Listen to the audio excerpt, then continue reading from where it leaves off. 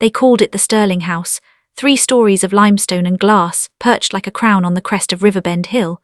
At sunset its windows glowed like the eyes of an empire. In the morning it was the backdrop for polished interviews, celebratory toasts and product launches that trended on the business feeds. The Sterling name was a brand, Sterling & Co., private equity, philanthropy, a campus of subsidiaries that made headlines and felt inevitable. Traders spoke the name with the soft certainty of someone who'd bet on it and won. Donors wrote big checks and smaller ones with equal reverence. The city's mayor had quoted the patriarch, Julian Sterling, in his inaugural address. Julian was 63, silver-haired and surgical in his cadence, with a smile that suggested compromise and conquest could be the same thing. He had built a dynasty the way a sculptor chisels a face, careful, relentless, beautiful to behold, and impossible to touch. His wife Evelyn curated the public faces of the family with the skill of an archivist and the secrecy of a spy. Their son Nathan was the dutiful heir apparent, Harvard-trained, marketed to the public as both ruthless and fatherly, a man who could close 3-way mergers while remembering the names of interns. Their daughter, Claire, younger by 7 years, had been erased from the public stage early, an artist, a quiet rebel who lived across town and whose paintings hung in small galleries where reviews used words like haunting. On the exterior life was smooth. The Sterling family moved through the city like a well-oiled machine. The social feeds featured candids of them planting trees, ribbon-cutting with the mayor and hosting charity galas. But Emmy Awards go to crafted performances, family dynasties live in contradictions. The Sterling house had been a theatre for Julian's mastery, control masked as benevolence. Evelyn's hand on his arm was artful, cool and complicit. Nathan inherited his father's sharp jaw and appetite for legacy. Claire had inherited Julian's stubbornness and Evelyn's loneliness. The story that would set everything ablaze began with a will and the smell of cheap coffee. It was an overcast Tuesday when Marvin, the long-serving family lawyer, summoned the children to Julian's study under the guise of a routine estate update. Marvin was a man who had been with the Sterlings since the early days, his loyalty paid for in retained fees and stock options. He led Nathan and Claire down the corridor lined with family portraits that always seemed a little too still. Behind closed doors, Julian sat in a leather chair, thinner than his public image betrayed, the gash of a life tracked behind his eyes. "I called you here because of the will," Julian said. He sounded smaller without the podium and cameras. He looked at Nathan first, the son who had learned to expect probability to bend toward him. Nathan smiled the practiced smile of a man born to inherit, and to convince others that inheritance was merit. "Dad." Julian looked at Claire. He had not seen much of her publicly in years, and the expression on his face surprised both of them. It was not the harshness of a judge but the clench of a man who had decided something very personal. "You know how this business has to look after me," Julian said, "but there is more than business to a life. You both love this family in different ways." He cleared his throat. "I want a new plan. I want to protect the legacy from those who would burn it for profit, so I've made changes." Claire felt a tremor run through her that had nothing to do with the temperature. "What changes?" Marvin put the document on the desk and slid it forward like a blade. "Mr. Sterling has amended his will. He's set up a trust, and he's appointed an independent board with veto power over any sale or merger for the next 10 years. Nathan's smile faltered. The trust stipulated that major transfers of ownership required unanimous consent of a new oversight committee, 3 members with backgrounds in ethics, community investing, and regulatory compliance. And then, like a cold hand, the knife went deeper. Julian had removed Nathan's automatic path to sole chairmanship. Instead, he had made legacy contingent on a slate of conditions, public transparency measures, community reinvestment thresholds, and a final, bizarre clause. Julian looked at Claire with a sort of vindicated gentleness. "Claire will inherit 20% in a voting class that cannot be diluted if she stays on the mission. Nathan's portion will be significant if he meets the stewardship requirements. If he does not, the trust dissolves and the company becomes a public benefit trust." The words landed like artillery. Nathan's face drained of color. "You can't do this. This is my life's work, Dad." Julian's voice was quieter, colder. "Some things matter more than a name on a plaque." Claire, who had for years felt like the family's shadow, watched her brother's composure collapse into a taut grin. 100 taped decisions flashed through her mind. Nights she'd sat outside their father's study while he parceled out praise, times she'd suggested ethical guidelines and been dismissed. For years, Nathan had played the role, sharp suits vectored ambition, him as Julian's successor in press releases. But the public narrative had been a clever decoy. The real story was private and messy. When Nathan stormed out, it was not with words but with the kind of fury that changes trajectories. He left the study and sprinted down the marble steps, the house swallowing his footsteps. Claire, who had never wanted the throne, felt a bloom of something she didn't know how to name, relief perhaps, or a fear she'd been waiting for her whole life. That night, the Sterlings' living room lights stayed on until dawn. Julian sat motionless in his chair while Evelyn stayed in the kitchen with an urn of tea. The city outside continued its indifferent hum, oblivious to the tremors under the Sterling roof. By morning the family email chain, small, private, thick with legalese, began its freeze. Nathan's calls increased in volume and menace. He threatened lawsuits, board manipulation, blackmail. He employed people to comb through every corner of their fortune for leverage. He sent anonymous memos aimed like corrosive darts. If Claire can't manage what she's inheriting, what's stopping me from handling it my way? He hired reputation specialists not just for himself but for the company brand. He began to buy ad space to shape a narrative. Sterling & Co., tradition of trust. But Julian, who had seen greedy men like Nathan before, had a contingency for greed. The trust had been crafted by a lawyer with roots in philanthropic law and a penchant for airtight language. It had been written with the kind of paranoia that comes from a lifetime of acquisitions. Julian wanted the Sterling name to survive as something more than a stock symbol. He wanted, in his own iron way, to redeem what had been built on his ambition. For the city, the true entertainment was yet to come. Claire became overnight a character. Blogs stitched together her old interviews and her now outspoken online posts. She had always been an aesthetic, blurry presence, a woman who painted late into the night, whose work critics described as politically quiet and brutally honest. She started posting on a small channel she'd kept private for years, a patchwork of time-lapse paintings and voiceovers about shame, inheritance, and what a legacy should be. Nathan, incensed by his father's choice and threatened by the implication that his stewardship could be conditional, made a rash promise. He would take back what was his, and he would do it in a way that made the world believe Julian's decisions were a misstep. He would prove he was the rightful Sterling. If Julian would not hand him the empire, Nathan would make him hand it over in shame. He did not call it revenge, he called it restoration. If the Sterling saga had a soundtrack, it would be the heavy, synthetic stabs of the city. Subways like clockwork, the metallic chirp of office coffee machines, the distant hiss of tires. Nathan's plan moved with the slow brutality of a corporate iceberg advancing, influence, infiltration, and an armory of legal maneuvers. He began to assemble a coalition of old allies, the board members who had always admired fiscal muscle over sentiment, private equity friends who loved to restructure more than create. He bought stakes through proxies, maneuvered alliances, and quietly undermined the new oversight committee. He purchased a small but influential media outfit and filled it with op-eds arguing the will was unworkable, that precedent demanded a swift return to single leadership. Nathan presented the world with a simple narrative. He was the son who would save the family business from idealistic impracticality. He hired a publicist who specialized in crisis narratives and fed them a headline that smelled like victory. The city's business press speculated, the Twitter hive pressed their talons into the story, and the Sterling name, an asset built on solidity, began to feel like the subject of a soap opera. What Nathan did not anticipate was Claire. Claire, who had never sought headlines, saw a different landscape. She watched the machinations from the periphery and realized that the fight he proposed would not be simply about a role. It would be about the soul of the city. If Nathan reclaimed the Sterling authority he imagined, he would reel it back into the old patterns, dominance over suppliers, hollow philanthropy, and ruthless consolidation. People would lose jobs, neighborhoods would be carved for profit, and Julian's last attempt at control would be erased. Claire had watched her father build, and she had watched him apologize and double down in equal measure. She understood cruelty in corporate statements and cruelty in bedtime scoldings. So she picked up her camera. No one thought much of the small channel she'd kept under the radar.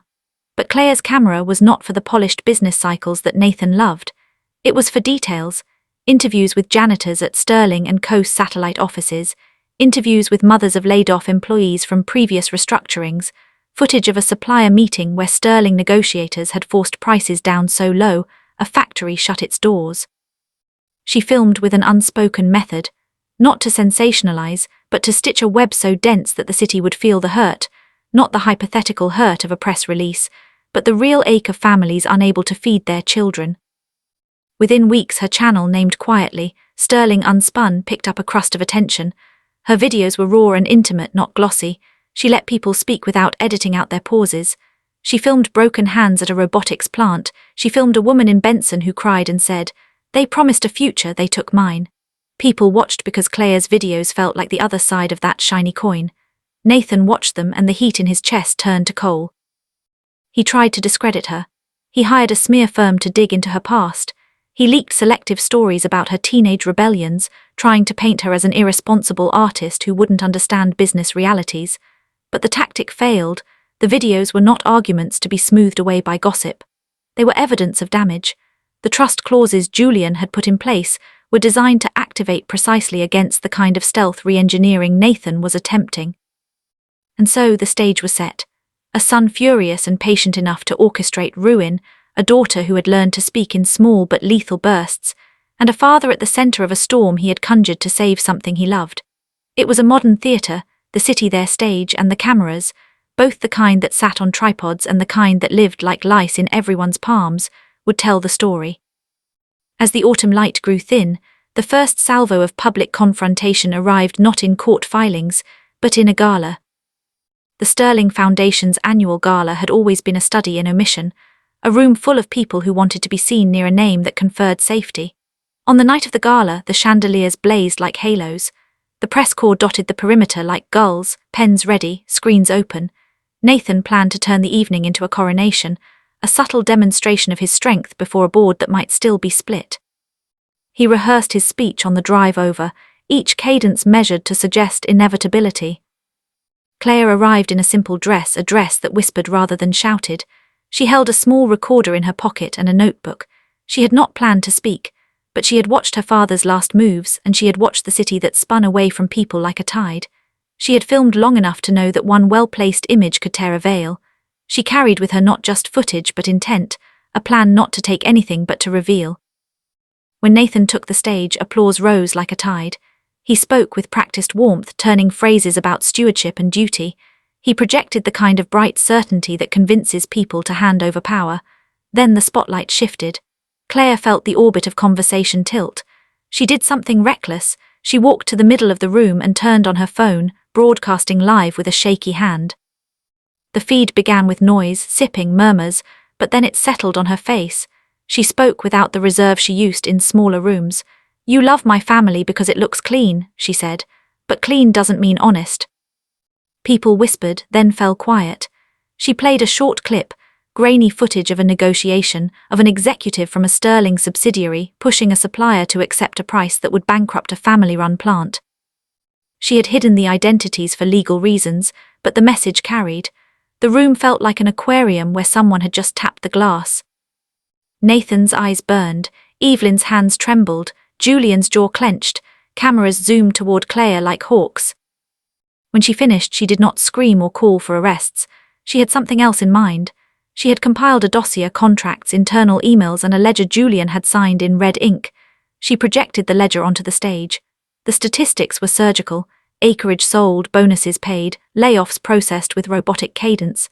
The air became thick with revelation, the kind that shoves polite conversation into the closet.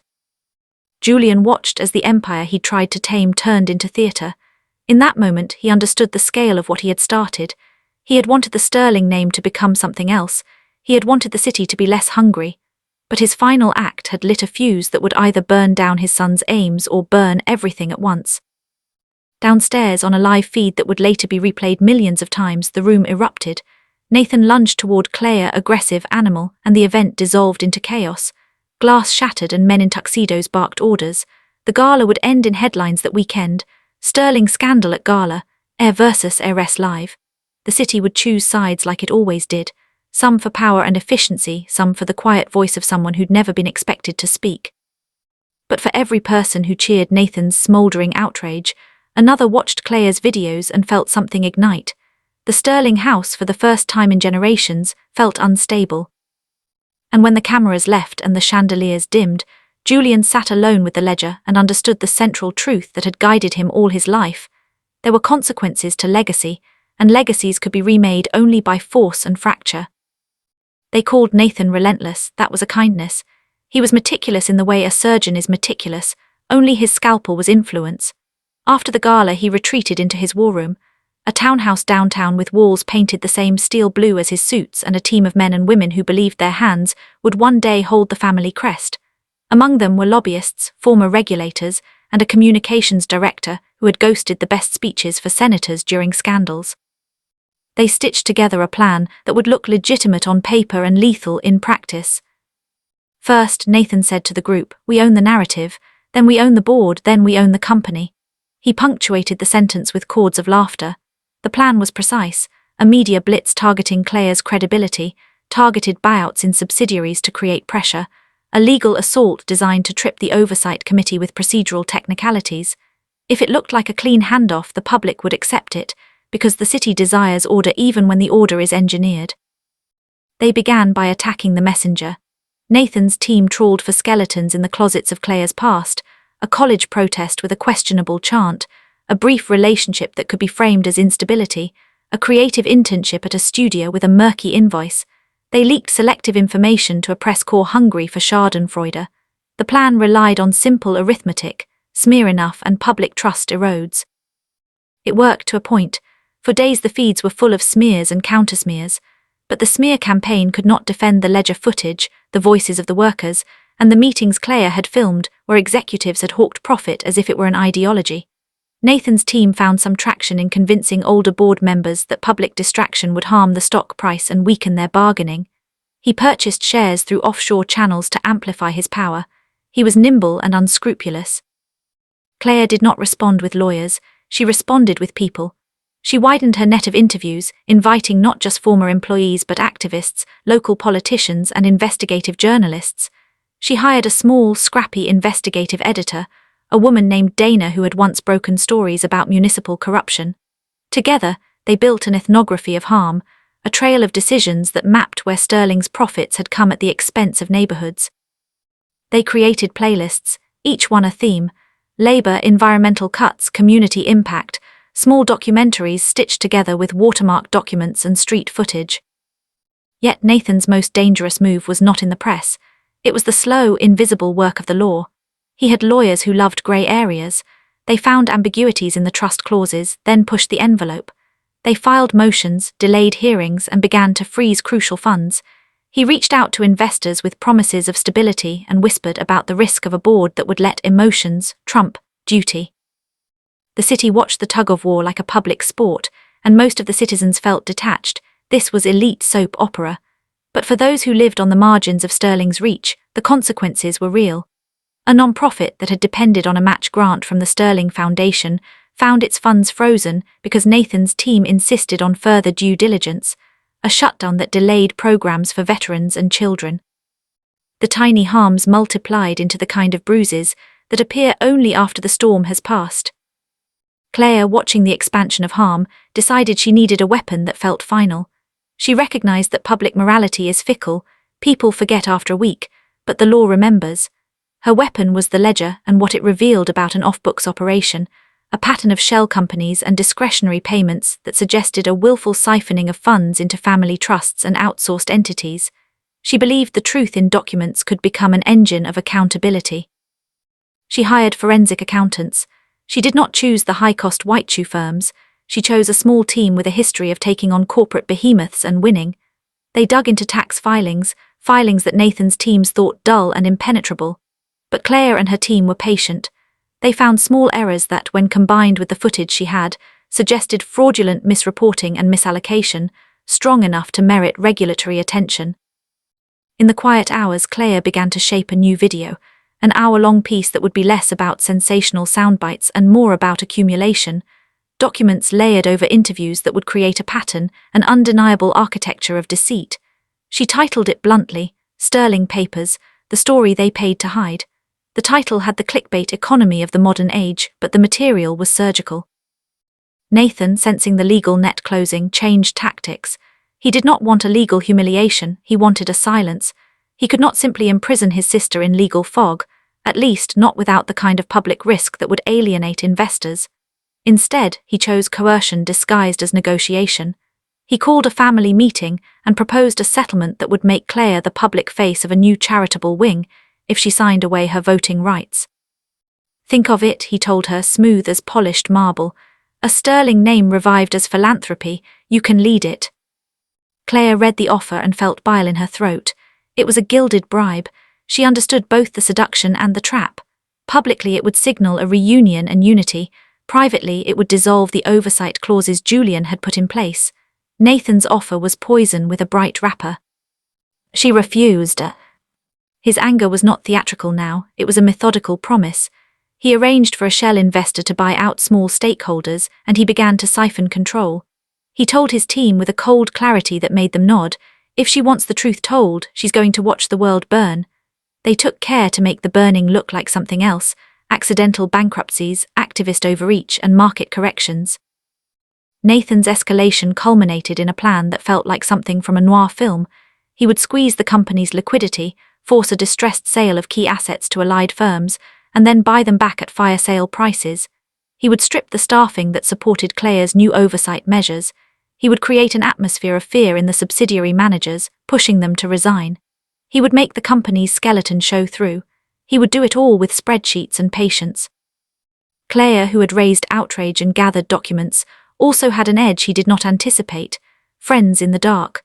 One of the executives Nathan had trusted, a man called Peter Hale, had a conscience that had gradually eroded under the weight of culpability. Peter had been the point man on several deals that, in a pattern, resulted in the forced closure of smaller competitors. He watched a landscape where numbers were winning afternoons. He watched families lose farms and factories that had defined them for generations. Peter reached out to Claire, first with a small email, then with a meeting in a cafe where he shook like a man confessing a sin. "I helped them design the cuts," he said. He placed a flash drive on the table. Inside were emails, spreadsheets with internal comments, and a cache of signed memos that tied Julian's executive directives to operational directives executed by Nathan's cohorts. It was the missing connective tissue that transformed Claire's documentaries from moral argument to investigative evidence. Claire accepted the evidence and understood the moral calculus. The moment she tipped the materials to regulators, she would change everything. But she also understood the risk. When you show the city its wounds, the city often asks for blood. She had to set a trap not only to expose, but to ensure that the exposure could not be undone by a man with money, lawyers, and friends who could muddy the waters. Her device was deceptively simple. She would create a staged leak, one that would implicate Nathan directly in a potential crime, not just a moral failing. But she refused to orchestrate anything violent. Her revenge would be humiliation, financial ruin, and inescapable accountability. She would not claim a right to break bodies. Nathan's world was built on reputation and access. She would remove both. First, she needed the platform. So she made a deal with Dana, the investigative editor, an exclusive published simultaneously with a filing to regulators. The article would be a needle. Her team contacted a regulatory journalist at a major outlet, someone who loved a good takedown. The journalist, sensing the weight of the documents and the PR optics of being scooped on a family story of national interest, agreed to coordinate. The plan went like this. Claire would release her hour-long documentary at 9 a.m. on a Wednesday and simultaneously provide the regulator with a sealed packet marked urgent. The media storm would be immediate, and the regulator would be forced to respond publicly to avoid the appearance of complacency. Nathan's buys, his shell purchases, and his legal maneuvers would be under a microscope. Investors would react, and a liquidity squeeze would turn into a panic. There would be no time to construct a narrative of deflection. It was a risk measured in sleepless nights and legal consultations. It was also the only route Claire had to hold her brother accountable without mirroring the cruelty he'd wielded: revenge by exposure, precise and devastating. On the morning of the release, Riverbend woke to a winter sky and a city that always climbed faster than it slept. Claire sat in a small editing room with Dana and the forensic accountant, her hands numb with caffeine and the weight of choice. Nathan, in his townhouse, sipped a morning espresso disguised by a 10-point list of contingencies. When the documentary dropped, the web swallowed it fast. View counts climbed like borrowed interest. Clips were shared, screenshotted, and argued over. The pieces of evidence, the emails, the ledgers, the testimonies, formed a lattice that could not be easily denied. The regulator, prodded by front-page pressure and congressional interest, announced an inquiry within 24 hours. Brokerage clients called to pull strategic investments. Nathan's allies scrambled. He tried to respond the only way he knew how, the controlled narrative.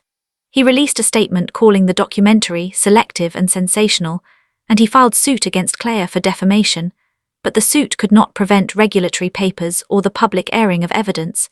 The trust clauses Julian wrote were public documents in the filings and could not be waved away by a PR surge. Yet revenge has a geometry of its own. Claire's intention was not merely to topple Nathan, it was to restructure an entire dynasty's relationship to power. She had given the city a dossier and put the law on the same page as the cameras, but the law moves with gears and teeth that bite deep only sometimes. In the weeks that followed, the market convulsed. Sterling & Co. stock, where it had public holdings, started to slide. Creditors whispered covenants and Nathan's purchases turned into liabilities. He attempted a hostile takeover of a subsidiary, one of his last gambits, and the deal collapsed when the regulatory inquiry froze transfers. For Nathan, watching the plan unravel in real time was a humiliation. He had expected a heist of assets and a tidy consolidation.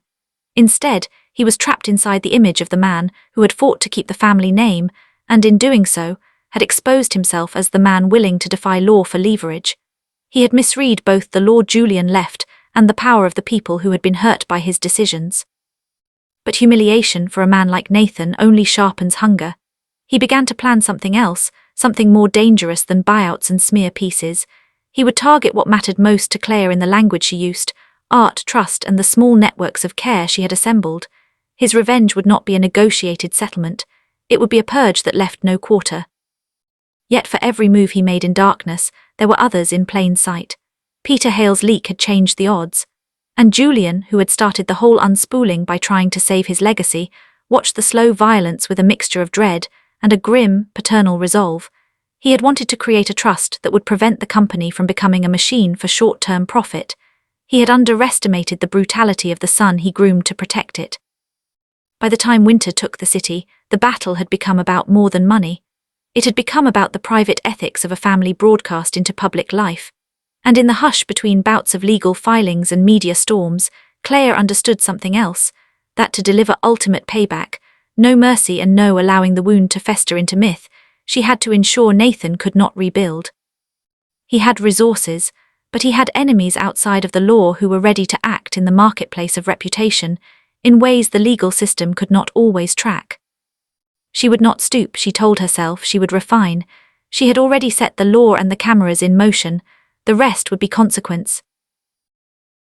Spring hardened into summer, and the city's trees lit up green and indifferent. The regulatory inquiry that Claire had elicited broadened into a federal investigation that set off tremors through the legal community. Nathan's men found their phone lines tapped with subpoenas and their accounts frozen with emergency motions. For the first time in his life, Nathan felt the ground tilt beneath his feet. He lashed back in the only currency he had left, fear. Nathan hired private investigators who specialized in acquisition of secrets and, more dangerously, in creating illusions. He leaked forged documents that suggested Claire had received funds from anonymous donors, an implication that would make her look like a charlatan using victims for fame. He arranged for a smear video, deepfake slides, a montage of Claire celebrating layoffs, designed to fracture her base of supporters. It was then that the city watched the voyeuristic brutality of a man who had loved power more than people. Nathan's moves were brutal but not spectacular. They were the sort of strategic cruelty that ruins reputations with the slow corrosion of doubt. Claire endured the hits. Each assault was met with an evidence-backed counter. Dana and the team flooded platforms with original recordings, timestamps, and witnesses who had sworn oaths. The public saw the forgery. Nathan's forgers were exposed. But the effort had a cost. Every new battle carved away at the family's name. Nathan, feeling cornered and paranoid, escalated further. He believed that ruin could be made final if he could remove the pillars that supported Claire, her allies and her capacity to outmaneuver him. He focused on Dana and Peter, and on the forensic accountants whose work made the case airtight. Nathan employed legal men and grey market solutions, a choreography of intimidation that walked close to illegality without seeming to step over the line. He did something that was not often spoken about in polite rooms. He used commerce to get close to the people he needed to silence. He purchased a shell company that in turn bought out the landlord of the small office where Dana worked. Overnight, Dana's lease came into question. The new landlord's lawyers raised minor code violations and cash flow concerns, nothing that might stand up in court, but enough to make the tiny newsroom's advertisers apprehensive. He hired ex-wrestlers as security for an addled sense of menace. He made explicit and implicit threats in private, coached by lawyers who murmured about plausible deniability. He believed that if he could throttle the oxygen of resources, the truth would be strangled. But people, when pushed into corners, sharpen their resilience. Dana moved operations to a smaller cafe, then to a friend's basement. Peter moved files to an encrypted server and flew to testify in confidence. The accountants moved to firms that offered better protection. Nathan's aggression turned some of his allies into prisoners of their conscience. Those who had once provided cover began to peel away. Nathan's final gambit was both audacious and cruel. He devised a plan not merely to discredit, but to erase. A consortium of his contacts floated the idea of a hostile acquisition of the foundations that had been running Sterling's free programs, the sort of thing that promised continuity, but that, in reality, transferred assets to vehicles he controlled.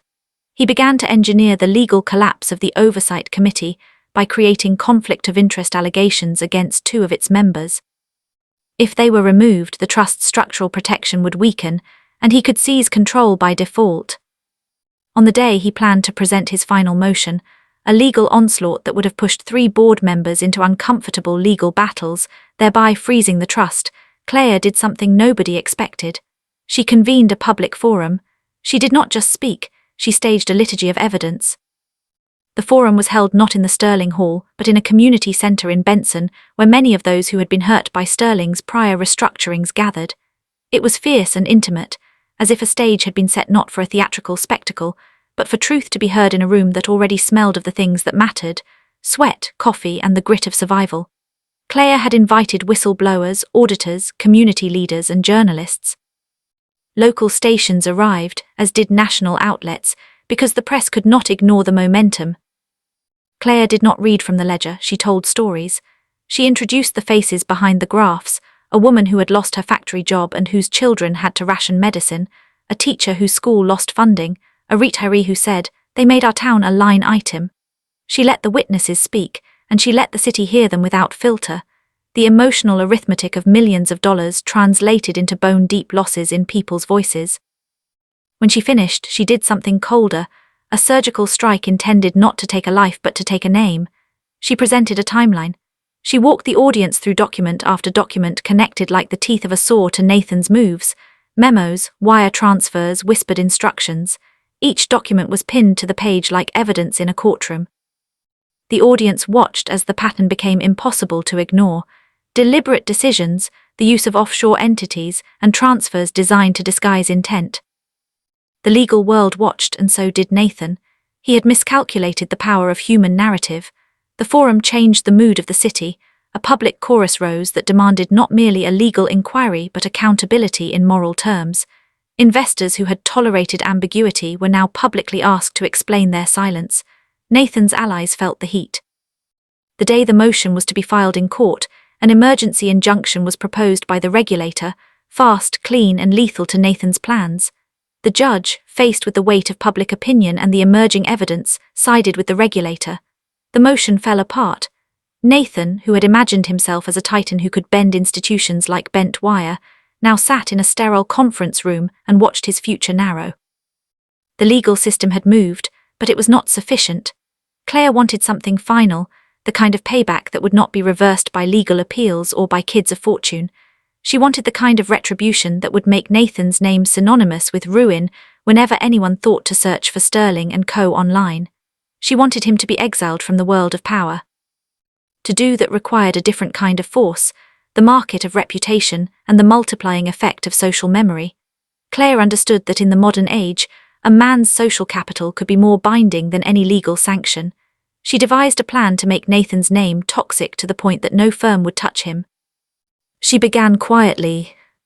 She contacted the board members of several institutions where Nathan served as a director, non-profits, advisory councils, and exclusive clubs. She sent them evidence, dossiers, and the forum footage, and she encouraged them to ask questions.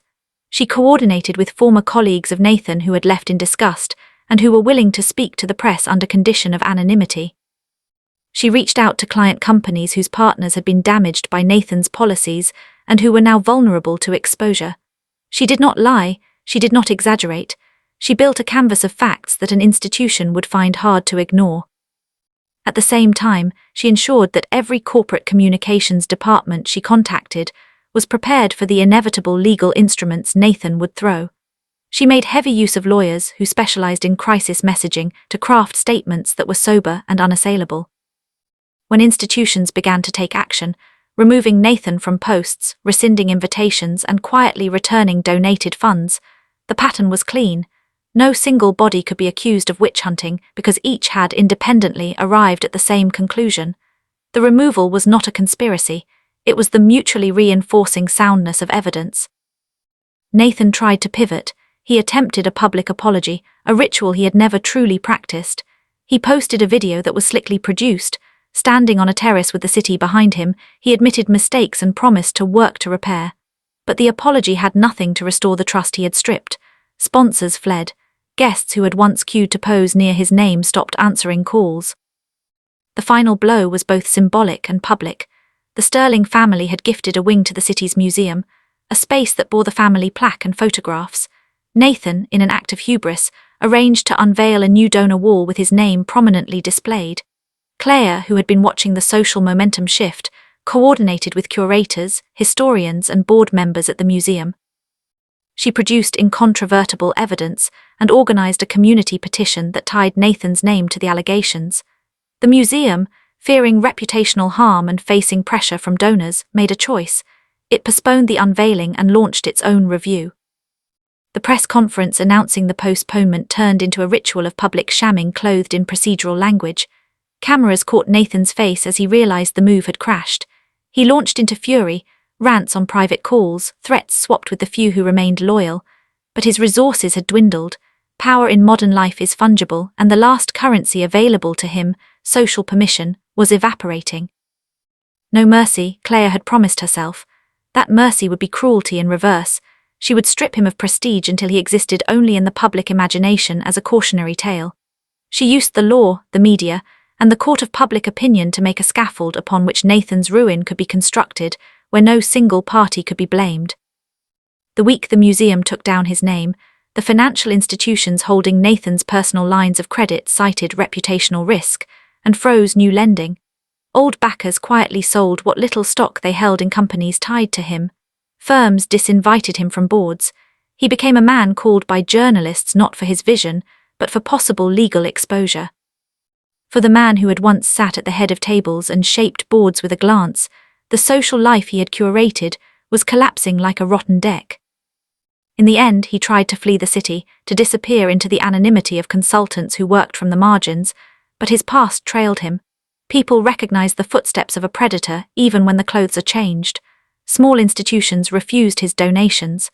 Private schools rescinded speaking engagements. Even the little neighborhoods where he had once been a patron recoiled. On a late autumn evening, months after the first gala, Nathan came home to a house that no longer seemed like a palace. The walls were the same, the photographs had not moved, but he felt like a man whose body no longer fit a suit he'd worn for decades. He opened a drawer and found correspondence, letters from his father, some tender, some shallow. He read through them until his eyes blurred. For all the violence of his pursuit, he had believed he was preserving a legacy. In the cold, he recognized that he had been preserving his own image. Claire did not watch him fall with glee. She watched with a certain ruthlessness that felt like moral clarity. She had promised herself she would allow no mercy because she believed that mercy in this case would have been allowing cruelty to continue. Families had been hurt, towns had closed factories, lives had been rearranged to fit a profit model. She had judged the cost as greater than the relation. Her revenge was complete when Nathan's final appeal failed, and he was forced to sell his remaining shares, forced into a public abstinence.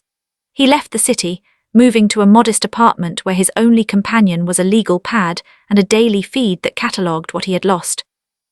Julian, watching all this unfold, felt something like victory and something like grief. He had engineered the trust to bind the family to a different ethic, but he had not imagined the scale of the implosion that followed. In the tarnished aftermath, He apologized publicly in a video that played like a confession. He did not escape unscathed, but he had, in the calculus of his late life, achieved something he valued. The Sterling name would no longer be a simple engine of extraction. It would, whether the public liked it or not, be tethered to structures that demanded accountability. Evelyn, who had been in the periphery for so long, wrote a book. It was intimate and cruel and utterly human. She told stories of a man she loved and the ways in which love had bound both the family and the city into a machine. The book sold and flayed, and for some audiences, redeemed. For Claire, the revenge brought a hollow victory. She had stripped her brother of power, but she had also ripped a family apart. The city, however, changed enough that lives once frozen into resignation saw a flicker of restitution. Foundations redirected funds, some factories reopened under cooperative models, and legacy grants were shifted to community boards with teeth. In the end, Claire became a polarizing figure, someone who would be called necessary by some and a destroyer by others. The cameras that once chased her recorded her at the reclamation events where she cut ribbons with people she had fought for, teachers, factory workers, and ex-employees who smiled with a weary pride. Nathan's name, once a ticket to red carpets, had become a cautionary index in the city's folklore. The final scene was not cinematic in a single sweep. It was quiet, a small gallery opening where Claire hung a painting she had worked on over the last year, a canvas smeared with the colours of the city, sombre blues, sharp oranges, and the white scraped through with a palette knife. She stood alone before the painting, audience thin but sincere. A young woman approached her and said, "Thank you. My father worked at that factory. He got his job back." Claire nodded. The enormity of the revenge she had delivered sat at the edges of the room like a pressure. She felt no triumph. She felt an exhausted, raw ache. She had asked for no mercy and had given none. In the end, she realized that human architecture is imperfect, and that sometimes you have to break the old walls to build new rooms. Nathan lived out the rest of his days away from the podiums, forever a lesson. The Sterling name persisted, reframed and tethered to the systems that Julian had tried to plant before he died, systems that demanded transparency and had the teeth to enforce it. The city learned to monitor the gleam of philanthropies and the language of pledges with a better skepticism. On a late autumn afternoon, Claire uploaded one last video, not a documentary, not a takedown, but a short piece titled simply, "After." She stood in front of the Sterling house, now quieter, its windows reflecting a city less naive and more watchful. She said, with a voice hoarse from months of battle, "I never wanted to hurt my family. I wanted them to want better. We paid a price for that desire." She turned the camera off. The city, which had once been a stage for opulence, had become the site of a reckoning. Claire walked away into a life that would never be as simple as her art, because once you unmake a dynasty, you live in the world you have asked for, with its light and its cost. And somewhere in the quieter rooms of lawyers and museums and tiny factories, the echo of no mercy remained, a caution, a verdict, and a story anyone who watched would remember.